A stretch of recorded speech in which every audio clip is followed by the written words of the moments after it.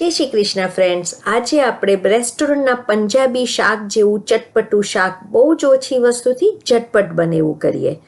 સો પહેલાં આપણે લઈએ કેપ્સિકમ. એના આવી રીતે લાંબા કટકા કરવાના છે. એક મોટું કેપ્સિકમ લીધું છે. મીડિયમ સાઇઝનો કાંદો, એને પણ લાંબા કાપવાના છે.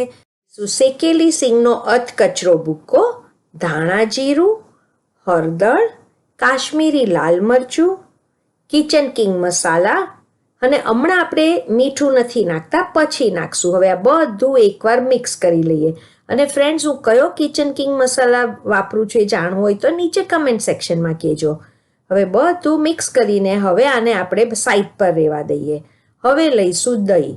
દહીં તાજું લેવાનું છે અને એને આ રીતે બરાબર ફેંટીને આપણે સ્મૂથ ગઠ્ઠા વગરનું કરી કાઢવાનું. સો અહીંયા લમ્પ ફ્રી દહીં તૈયાર છે. હવે એક પેનમાં લઈએ છીએ તેલ. તેલ ગરમ થાય એટલે રાઈ તતરે એટલે જીરું. એક વરિયાળી લેજો જેની ફ્લેવર બહુ જ સરસ આવે છે. હવે બધા સીડ્સને આપણે ક્રેકલ થવા દઈએ. હવે લીલા મરચાંના આવી રીતે લાંબા કટકા કરીને નાખવાના.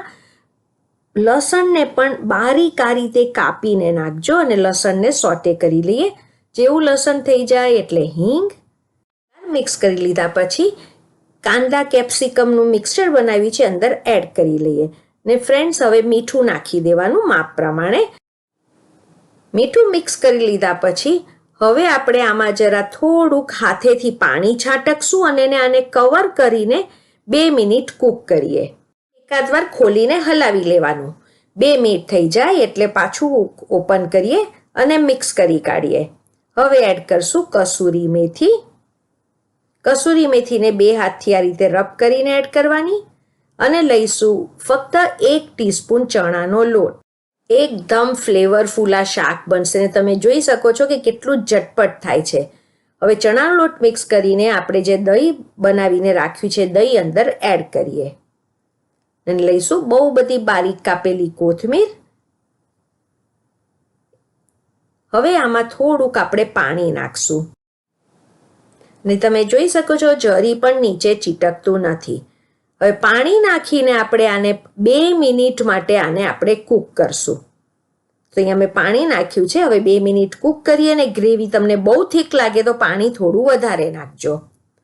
હવે 2 મિનિટ થઈ જાય એટલે ગેસની ફ્લેમ બંધ કરી દેવાની. આને ઓવર કૂક કરવાનું નથી.